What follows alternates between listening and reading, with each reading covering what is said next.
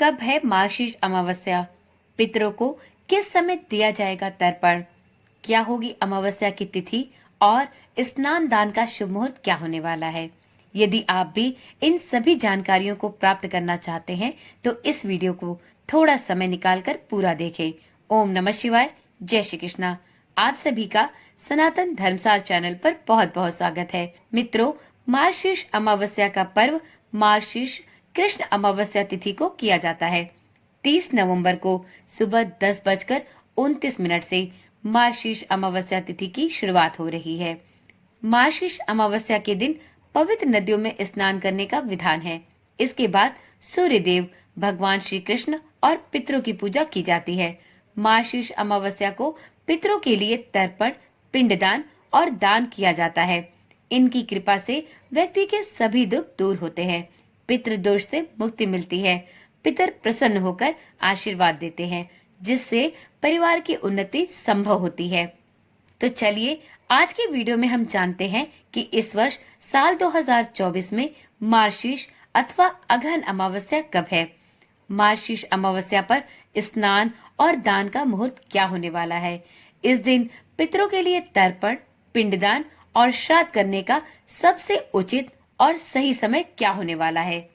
तो मित्रों, पंचांग के अनुसार इस साल 30 नवंबर शनिवार को सुबह 10:29 से मार्गशीर्ष माह के कृष्ण पक्ष की अमावस्या तिथि का प्रारंभ हो रहा है। इस तिथि का समापन 1 दिसंबर दिन रविवार को सुबह के 11:50 पर होगा।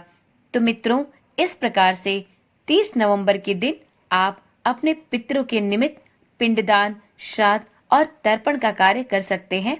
जबकि यदि आप अमावस्या तिथि पर स्नान दान करना चाहते हैं तो आप 1 दिसंबर को सुबह ब्रह्म मुहूर्त में स्नान दान का कार्य कर सकते हैं। अब जानते हैं मार्गशीर्ष अमावस्या पर स्नान दान का शुभ मुहूर्त क्या होने वाला है। तो मित्रों, मार्गशीर्ष अमावस्या 1 दिसंबर को ब्रह्म मुहूर्त प्रातः 5:08 से सुबह के 6:02 तक है। उस दिन का शुभ मुहूर्त या अभिजीत मुहूर्त दिन में 11:49 से दोपहर के 12:31 तक होने वाला है। उस दिन राहु काल शाम को 4:05 से शाम के ही 5:24 तक रहेगा। इस समय में किसी भी प्रकार के शुभ कार्य को नहीं करना चाहिए, क्योंकि राहु काल का समय एक ऐसा अशुभ समय होता है जिसमें किसी भी शुभ कार्य को करने की मनाही होती है। वीडियो में अब जानते हैं मार्गशीर्ष अमावस्या पर स्नान दान कब किया जा सकता है। तो मित्रों, मार्गशीर्ष अमावस्या के दिन आप ब्रह्म मुहूर्त से स्नान और दान का कार्य प्रारंभ कर सकते हैं। इस दिन आप सुकर्मा योग में स्नान, दान और सभी प्रकार के पूजा पाठ कर सकते हैं। देखिए मित्रों, 30 नवंबर को सुबह ब्रह्म मुहूर्त में आपको स्नान दान के लिए अमावस्या की तिथि नहीं प्राप्त हो रही है। तो ऐसे में अगर आप चाहें तो आप 1 दिसंबर को ब्रह्म मुहूर्त में अमावस्या की तिथि के भीतर ही स्नान दान का कार्य कर सकते हैं, क्योंकि 30 नवंबर को ब्रह्म मुहूर्त में अमावस्या की तिथि नहीं प्राप्त हो रही। तो यह आप पर निर्भर करता है कि आप स्नान दान का कार्य किस दिन करना शुभ मानते हैं। यदि आपको अमावस्या की तिथि में ही स्नान दान का कार्य करना है तो आप 1 दिसंबर के दिन ब्रह्म मुहूर्त में स्नान दान का कार्य करें और 30 नवंबर को अमावस्या की तिथि के भीतर ही आप अपने पितरों के निमित्त श्राद्ध और तर्पण का कार्य कर ले। तो इस प्रकार से आप दोनों ही तिथियों में अमावस्या की तिथि से जुड़े सभी नियम विधियां कर सकते हैं। अब जानते हैं मार्गशीर्ष अमावस्या के दिन पितरों का तर्पण का क्या समय होने वाला है। तो मित्रों, मार्गशीर्ष अमावस्या पर जब आप स्नान करें उसके बाद ही अपने पितरों को ध्यान करके उनके लिए जल, काले तिल से तर्पण अवश्य करें। तर्पण के लिए कुशा की पूरों का उपयोग भी जरूर करें। वीडियो में आगे जानते हैं मार्गशीर्ष अमावस्या पर पितरों के निमित्त श्राद्ध और पिंडदान का सही समय क्या होने वाला है। तो मित्रों, इस दिन आप अपने पितरों के लिए श्राद्ध, पिंडदान आदि का कार्य दिन में 11 बजे के बाद से कर सकते हैं। दोपहर में 3 बजे तक यह सभी कार्य पूर्ण कर लेने चाहिए, क्योंकि ऐसी मान्यता है कि पितरों के निमित्त किसी भी प्रकार का पूजा पाठ, श्राद्ध, पिंडदान का कार्य दोपहर में ही किया जाना सबसे ज्यादा शुभ और फलदायी होता है। पितरों के निमित्त किए जाने वाले किसी भी प्रकार के श्राद्ध पिंड दान का सबसे उपयुक्त समय दोपहर का होता है। तो आप 30 नवंबर को दोपहर के इस बताए समय के अनुसार ही इन सभी कार्यों को संपूर्ण कर लें। मित्रों, मार्गशीर्ष अमावस्या के दिन व्रत रखकर भगवान श्री कृष्ण की पूजा करना भी बहुत फलदायी होता है। मार्गशीर्ष माह पूरी तरह से कृष्ण भगवान को समर्पित है। अमावस्या की रात माता लक्ष्मी की पूजा करने से भी घर में सुख और समृद्धि बनी रहती है। इस दिन भगवान श्री कृष्ण के मंत्रों का आप जाप भी कर सकते हैं। पितरों के देव अयरमा की पूजा भी इस दिन की जाती है। पितरों के आत्मा को शांति मिले और श्रीहरि की कृपा से वे मोक्ष को प्राप्त करें, इसी मनोकामना की पूर्ति के लिए अगहन अमावस्या का व्रत रखा जाता है। मित्रों, आज की वीडियो में हम ये भी जानेंगे कि अगहन अमावस्या पर ऐसे कौन से 4 काम हैं जिन्हें प्रत्येक व्यक्ति को करना चाहिए, क्योंकि यदि आप इन 4 कार्यों को करते हैं तो आपके पितर प्रसन्न होते हैं और आपको उनके द्वारा आशीर्वाद प्राप्त होता है। इससे पितृ दोष भी शांत होता है।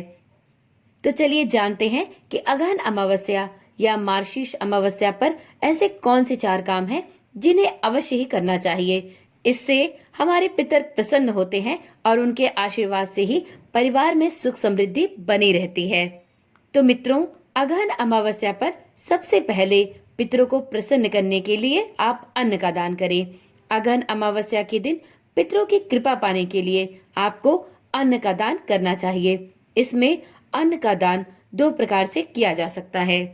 एक तो स्नान के बाद जब तर्पण कर ले, उसके बाद आप कच्चा चावल, दाल, गेहूं इत्यादि का दान कर सकते हैं। दूसरा अन्न का दान है पके हुए भोजन का दान करना। इसके लिए आप अमावस्या के दिन घर पर सात्विक भोजन बनाएं।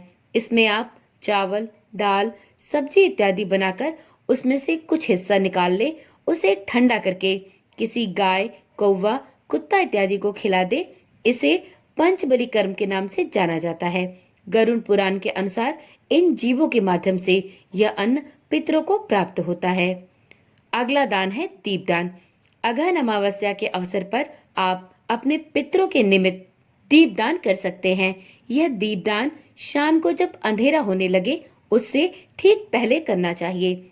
अमावस्या को सूर्यास्त शाम 5:24 पर होगा। उसके बाद मिट्टी का एक दिया लेकर उसमें सरसों का तेल डालकर और उसमें बाती लगाएं। फिर उसे जलाकर घर के बाहर दक्षिण दिशा में रख दे। ध्यान रखें, यह दीपक बुझना नहीं चाहिए। मान्यताओं के अनुसार सूर्यास्त के बाद पितर जब अपने लोक को लौटते हैं, तब उनके वंश द्वारा जलाए गए दीप से उनका जाने का मार्ग रोशन होता है, तो वह प्रसन्न होते हैं और उनकी प्रसन्नता से परिवार में सुख समृद्धि और उन्नति सदा सर्वदा के लिए बनी रहती है।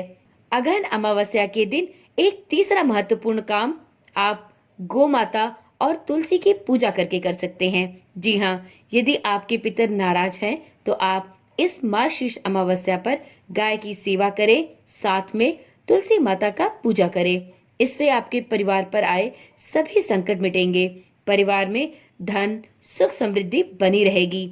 अमावस्या पर पितरों के निमित्त आप चाहें तो गौदान भी कर सकते हैं। अगला और अंतिम उपाय है गरुड़ पुराण का पाठ करना। मित्रों, यदि आप पितृ दोष से परेशान हैं या आपके पितरों की आत्मा को शांति नहीं मिल रही, तो आप 10 अमावस्या के दिन गरुड़ पुराण का पाठ कर सकते हैं। गरुड़ पुराण का पाठ करने से पितरों की आत्मा को शांति मिलती है और वे भगवान विष्णु की कृपा से मोक्ष को प्राप्त करते हैं। तो मित्रों, इस प्रकार से आप इस दर्श अमावस्या या अगहन अमावस्या पर यह 4 कार्य करके अपने पितरों का आशीर्वाद प्राप्त कर सकते हैं। तो चलिए मित्रों, आज की वीडियो यहीं पर समाप्त करते हैं। फिर मिलते हैं एक ऐसी ही जानकारी वाली वीडियो के साथ। मित्रों, इस चैनल पर इसी प्रकार की जानकारी वाली वीडियोस दी जाती हैं। यदि आपकी भी ऐसी ही वीडियोस देखने में रुचि है और आप इस प्रकार की वीडियो देखना पसंद करते हैं, तो चैनल को अभी ही सब्सक्राइब कर ले और हाँ, साथ में नोटिफिकेशन बेल को दबाना तो बिल्कुल भी ना भूले, जिससे इस चैनल पर डाली जाने वाली सभी वीडियोस की सूचना आपके पास सबसे पहले पहुंचती रहे। तो चलिए मित्रों, कल मिलते हैं। तब तक के लिए ओम नमः शिवाय। जय श्री कृष्णा। राधे राधे।